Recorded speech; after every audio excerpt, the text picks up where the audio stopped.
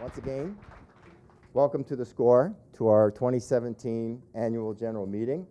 I hope everybody had good holidays and a happy and healthy start to the new year. We sure did with our Q1. That was a good segue. I just made that one up too, by the way. In Q1, revenue grew from $7 million last year to quarterly record of $8.5 million in Q1 of this year.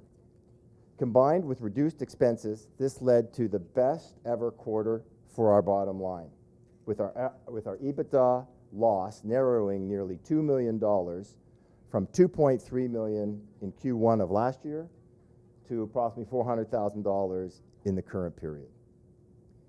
This growth builds on the total revenue of $23.9 million achieved last year in 2016 compared to $12.4 million in the previous year. Consistent with our previous disclosures, we remain well on track to achieve EBITDA profitability in fiscal 2018. That's where we should get applause. Yeah.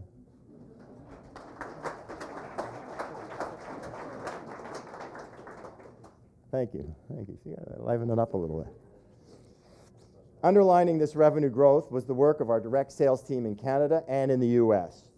They once again secured an impressive raft of deals with brand partners including NBC, Enterprise, Chevy, Nissan, GM, The Keg, Kellogg's, Bacardi, and Microsoft. That names them all, no, to name a few. Meanwhile, our ad operations and analytics teams continue to optimize our US programmatic strategy, helping us further scale this part of our business while enhancing our advertising targeting capability. Our revenue growth was also powered by the engagement of our users on our mobile app platforms. This engagement was stronger than ever, with sports fans opening our app an average of 98 times a month each. And if you just look at our score users, they're over 100 times a month. And again, this is a record in terms of our engagement. With our sessions now reaching 459 million, up from 414 million in the previous year. Monthly active users for Q1 came in at 4.7 million versus 4.8 million a year ago. As I mentioned on our conference call this morning, revitalizing user growth is our #1 priority. And this is an area where we believe there continues to be tremendous opportunity for growth. theScore remains the #1 challenger to ESPN on mobile in North America, with the second largest user base for sports, news, and data apps, which is an incredible position of strength. Leveraging this, we have an opportunity to invigorate growth through a combination of new product features and marketing initiatives. At the same time, and probably equally as important, we continue to strongly monetize our existing user base and drive increasing revenues. To tackle this issue of growth, for the past number of months, we've been developing an exciting new strategic and data-driven feature roadmap for our flagship app, theScore.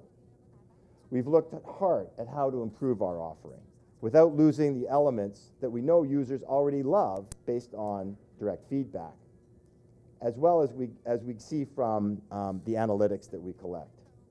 We are very excited by this new plan, which has been in development for some time.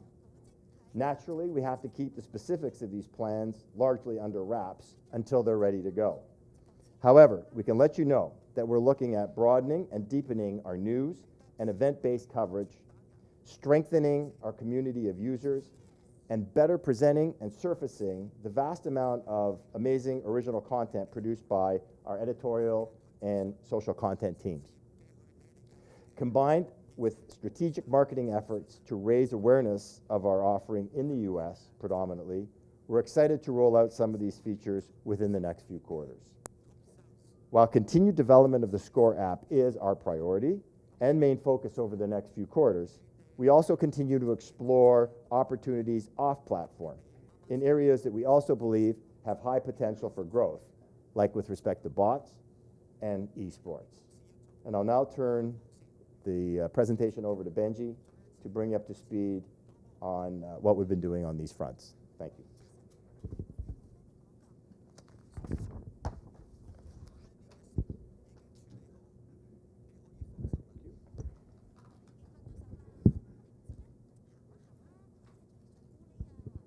Thanks, John. For our flagship app, 2016 was a very busy year. From an amazing Super Bowl to a jam-packed summer that included Euro 2016, Copa America, and the Rio Olympics, theScore continued to deliver to millions of sports fans the very best mobile sports experience. During the year, we also continued to iterate on our product, enhancing our in-game coverage with features like Tweet Rivers, allowing us to natively present video and real-time commentary from Twitter and further drive user engagement. As we move into 2017, we're squarely focused on the execution of our new feature roadmap, which, as John noted previously, is a key component in our efforts to spur user growth. Substantially enhancing our mobile news coverage, streamlining how we surface content, and strengthening our community of users are core elements of our plan, which we will roll out over the course of the next year. We've also made some immediate changes and improvements to our product development process. We've accelerated our development cycle from 6 weeks down to 2 weeks, allowing us to iterate more quickly and get new versions of our app into the hands of our users faster than ever, while also improving performance and stability. We're also working to increase the sophistication and performance of our ad tech business, including the planned introduction of ad viewability certification and improved ad targeting capabilities, which we expect will help us to continue to improve our drive towards profitability. And while the theScore app remains our core focus, we've continued to branch out and explore other areas that we believe have potential for high growth by getting in on the ground floor. As many of you know, we've expanded the theScore experience over the past year, amplifying our reach of our content and the exposure of our brand. We're excited by the early traction of our bot platforms, offering an opportunity to deliver our content in a deeply personalized way on mobile devices. As the first sports media bot on Facebook Messenger, we've gained an early foothold in this space and have been able to quickly roll out new features and offerings, including college sports and cricket coverage, as well as a smarter onboarding flow to encourage personalization, delivering what we believe to be the best sports bot on the market. Bots are barely 6 months old, but being in the first wave puts us in a great position to exploit their potential. Like bots, the esports industry is also very young, but similarly, we've been able to achieve a market-leading position with the largest and most dedicated coverage in esports media. As the esports landscape continues to evolve, so do we, branching out beyond our app, with initiatives like building a dedicated video team to adapt and capitalize on the needs of our users. In addition, we're also working on enhancing our desktop web presence, which remains a big opportunity for our esports audience, and tapping into the larger and more casual gaming market with content that not only entertains, but also aims to make our users better gamers themselves. Here's a little look at what we've been up to.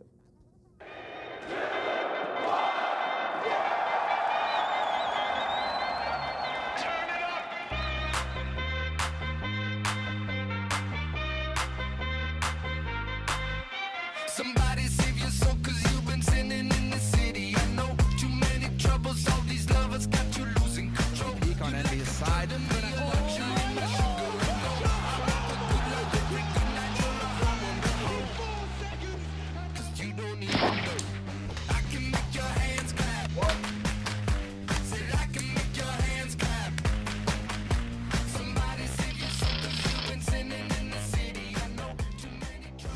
What is the objective of the game? To tear down the Nexus. Nice. Yeah, hey, we're starting easy. I was gonna go to win. I can make your hands clap. Say I can make your hands clap. Every night when the stars come out, am I the only living soul around? Need to believe. What is your favorite game besides League of Legends?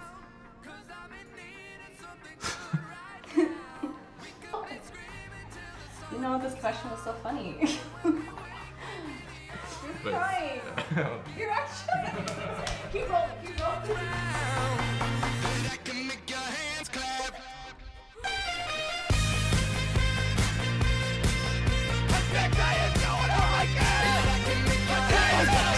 Do you believe, Kobe?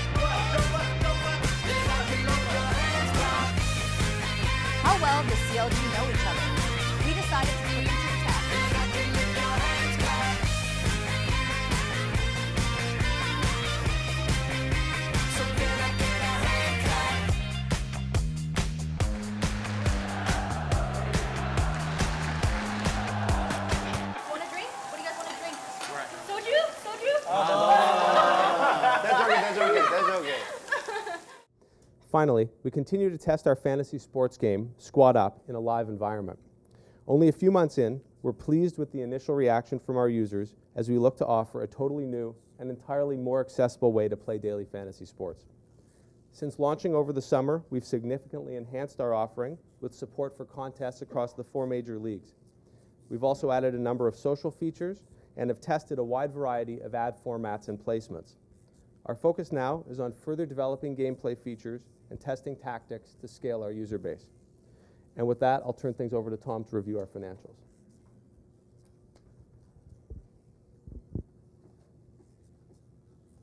Thanks, Benji. This morning we released our Q1 results for fiscal 2017, which was our quarter ended November 30th. Revenue was up from $7 million to $8.5 million, which was an increase of 22% year over year, driven entirely by increases in advertising revenue. Our user base continues to be more engaged, going to 459 million monthly user sessions compared to 414 million monthly user sessions last year. This increased engagement, along with our execution on our Canadian and US direct sales teams, is really what drove the growth. In Q1 2017, Canadian revenue grew from $1.7 million to $2.5 million year over year, while US revenue grew from $5.3 million to $6 million year over year. In Q1 2017, expenses declined to $9.5 million from $10.1 million. This decline is mainly driven by a reduction in marketing expenses related to fantasy sports, offset by our growth in personnel in some of our new product initiatives. This expense level should be about the approximate expense level that we'll see for each quarter for the remainder of the year. In Q1 2017, personnel costs were $4.6 million compared to $4.4 million last year. Direct marketing costs were $1.3 million compared to $2 million last year. Most of that decrease was related to reductions in marketing for fantasy sports, and admin and overhead costs were consistent at $1.5 million. That resulted in an EBITDA loss of $0.4 million for the quarter versus $2.3 million in Q1 of last year. It was the combination of both our growth in revenue as well as expense savings that allowed us to make this significant improvement in our profitability. We finished the quarter with $11.7 million in the bank. We have an additional $5.2 million that we expect to collect in early Q3 with respect to our digital media tax credits. Our cash use in the quarter was $3.9 million versus $7 million last year in Q1, and our bottom line improvements contributed directly to that improvement in cash flow. It's also important to note that Q1 is usually one of our higher cash use quarters, as our Q1 sales are normally collected in Q2. Our working capital at quarter end was $21.2 million. We have $7.7 million in accounts receivables and $5.2 million in tax credits in our current assets.